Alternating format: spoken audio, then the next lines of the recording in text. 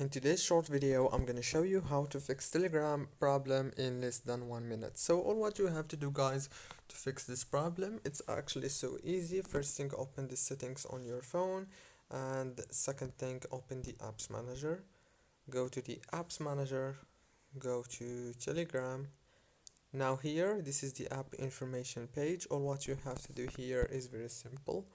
Click on this force stop option and then go to the permissions. Make sure that all the permissions are enabled. From the call logs to the storage, go back, click here on this storage, click on this clear cache, and then open the manage space option.